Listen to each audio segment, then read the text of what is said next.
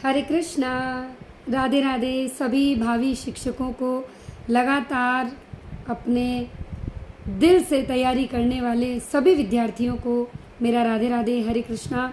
आज फिर से मुझे आपके सामने आना पड़ा क्योंकि बहुत सारे विद्यार्थियों के बहुत सारे मैसेजेस मुझे मिले यूट्यूब के कमेंट सेक्शन में, जहाँ पर बहुत सारी परेशानियाँ थी।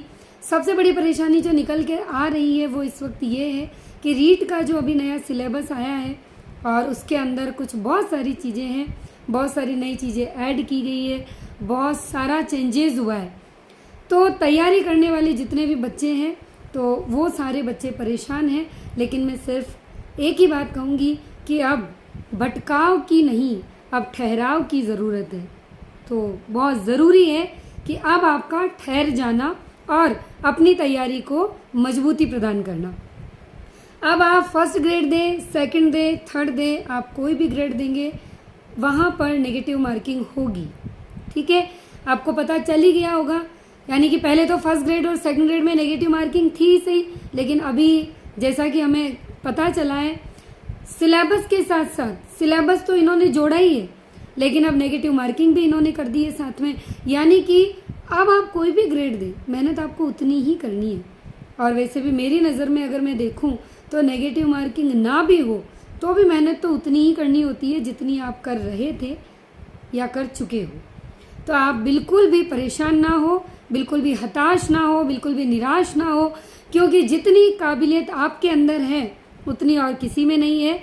ये अपने आप पर भरोसा बनाए रखिए, अपने ईश्वर पर रखिए, खुद पर रखिए, अपनी किताबों पर रखिए, अपने हाथों से लिखे गए अपने नोट्स पर रखिए।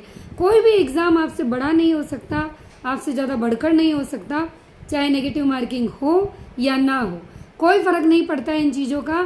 फ़र्क पड़ता है कि हमारी तैयारी कितनी है और हमारा मैटर कैसा है और हम उसमें कितनी जान लगाकर लग चुके हैं। फ़र्क सिर्फ उसका पड़ेगा। देखिए, मैं पहले से कहती आ रही हूँ और आज भी यही कहूँगी कि जो बच्चे इस रीट के एग्ज़ाम के बाद से लगातार लगे हुए हैं, अपने लक्ष्य पर फोकस करते हुए एक भी दिन का गैप ना किया हो, किसी ज़रूरी काम की वजह से अगर थोड़ा बहुत डिस्टर्बेंस हो गया है तो ठीक है, लेकिन अगर आप रीट रद्द होने के बाद, या मैं यूँ कहूँ कि आप रीट की परीक्षा देने के बाद से अगर आप लगातार लगे हैं अपने लक्ष्य के प्रति, तो फिर आपको पास होने से दुनिया की कोई ताकत नहीं रोक सकती।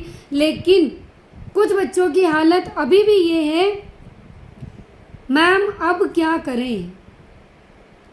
मैम भी कुछ नहीं कर सकती और आप कुछ भी नहीं कर सकते, क्योंकि अभी तक आपका लक्ष्य ही डिसाइड नहीं है। आपने अभी तक ये भी तय नहीं किया है कि आपको जाना किधर है, आपको करना क्या है। क्योंकि कहीं ना कहीं आपके मन में एक उम्मीद वो बैठी है कि अभी तो मैं सेकंड ग्रेड कर लूँ या मैं अभी फर्स्ट ग्रेड कर लूँ और रीट जो अभी रद्द हुई है बहुत ही जल्दी पद बढ़ा करके और नई रीट आएगी तो वहाँ पर मुझे 50-55 हज़ार पद मिलेंगे, है ना। तो मैं फिर ऐसा करूँगा या ऐसा करूँगी कि सेकंड या फर्स्ट तो मैं कर ही रही हूँ और जैसे ही इधर 50-60 हज़ार की वैकेंसी आती है मैं फिर से रीट में लग जाऊँगी। हलवा है सीधा सा जो खा लोगे, या फिर सीधा सा बन गया जिसे आप उंगलियां लेके और चाट लोगे। इतना इजी नहीं होता कोई एग्ज़ाम जितना इजी आप अपने माइंड से उसे बना देते हैं। इतना भी आप हल्के में ना ले। और मैं यही कहूँगी कि रीट की परीक्षा के बाद से जो विद्यार्थी सेकंड ग्रेड में लग चुके हैं वो सेकंड ग्रेड पे चलते रहें, जो विद्यार्थी फर्स्ट ग्रेड में लग चुके वो फर्स्ट ग्रेड में चलते रहें, जो विद्यार्थी किसी में नहीं लगे हैं अब तक, नींद निकाल रहे हैं और वैकेंसी का इंतज़ार कर रहे हैं कि भाई वैकेंसी आएगी उसके बाद हम पढ़ना शुरू करेंगे, तो फिर वो विद्यार्थी आराम से नींद ही निकाले। क्योंकि वैकेंसी आने के बाद जो पढ़ता है वो तो सबसे बड़ा मूर्ख होता है। क्योंकि अगर आप वैकेंसी आने के बाद पढ़ते हैं तो फिर आपका सिलेक्शन क्यों होगा। वो जो बच्चे आपसे पहले से लगे हैं वो क्या बेवकूफ़ थोड़ी हैं, या वो अपनी रातों की नींद, अपनी सारी शरीर को जितना दाव पे लगा रखा है तो वो बेवकूफ़ नहीं है। तो बेटर है कि अगर आप अभी तक नींद निकाल रहे हैं तो फिर नींद ही निकालिए, और अगर आप किसी में लग चुके हैं तो अब आपको ठहराव की ज़रूरत है, भटकाव की ज़रूरत नहीं है। क्योंकि लगता है कि अभी तक भटक ही रहे हैं। मत भटकिए। बहुत सारे बच्चे ऐसे हैं मुझसे जुड़े जो सेकंड ग्रेड पे चल रहे हैं तो बिल्कुल चल ही रहे हैं, फर्स्ट ग्रेड पे चल रहे हैं बिल्कुल चल ही रहे हैं, लेकिन बहुत सारे बच्चे ऐसे हैं जो सेकंड ग्रेड की तैयारी कर रहे हैं, फर्स्ट ग्रेड की तैयारी कर रहे हैं, लेकिन इस रीट के नए सिलेबस के बाद उनके प्रश्न है कि अब हम क्या करें। तो मेरा ये सवाल है कि इतने दिन क्या कर रहे थे आप? तमाशा कर रहे थे या कोई खेल चल रहा था, कोई गेम हो रहा था, वो आपके लिए हो रहा था?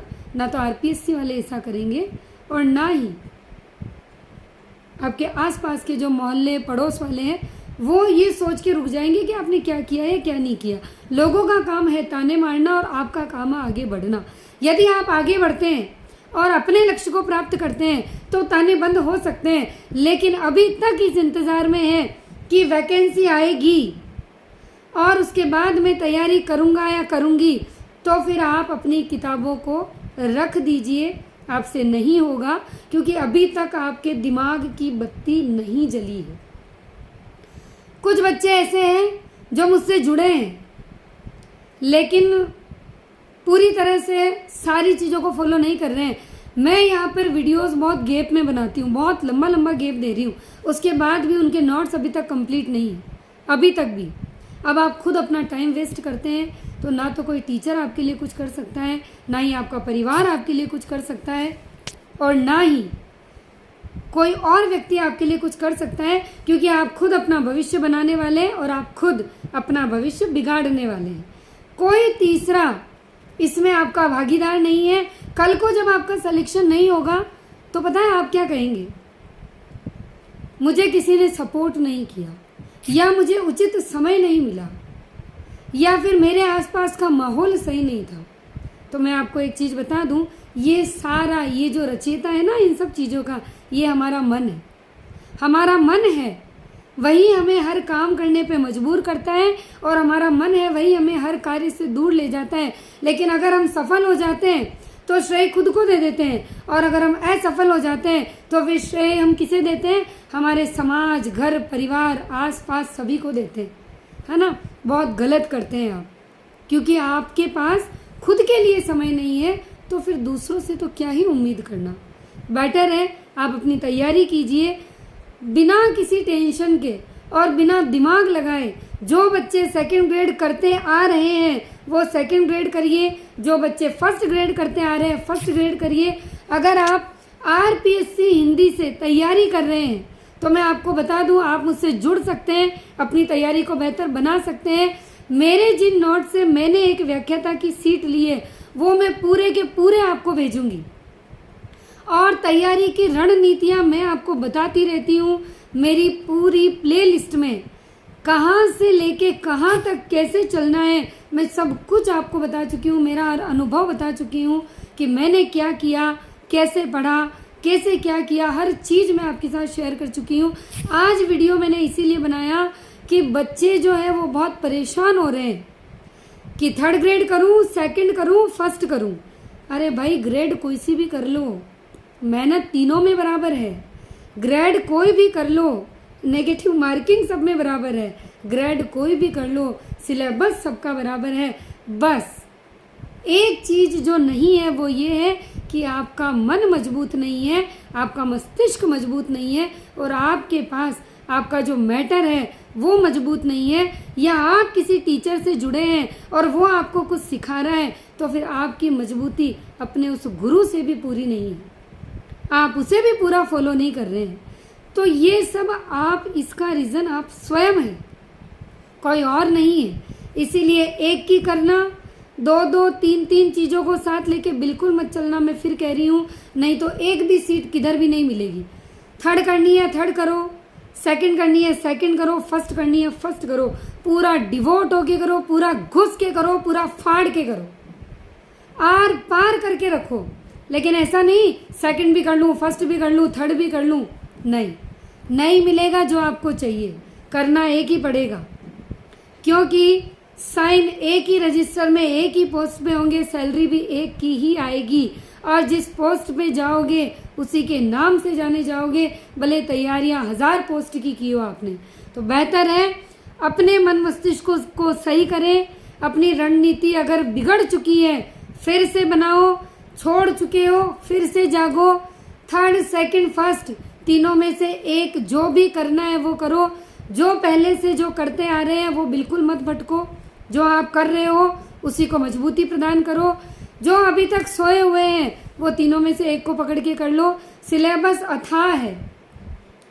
अब अगर आप फर्स्ट ग्रेड करो या आप थर्ड ग्रेड करो, मैंने जहाँ तक देखा है बराबर सिलेबस है। इवन थर्ड ग्रेड में तो कंप्यूटर और मिला दिया जो फर्स्ट ग्रेड में भी नहीं है। तो गजेटेड ऑफिसर बनना या फिर एक थर्ड ग्रेड टीचर बनना दोनों बराबर हो गया है। अब ये निर्णय आपका है कि आपको क्या बनना है। मेहनत दोनों में बराबर करनी पड़ेगी आपको।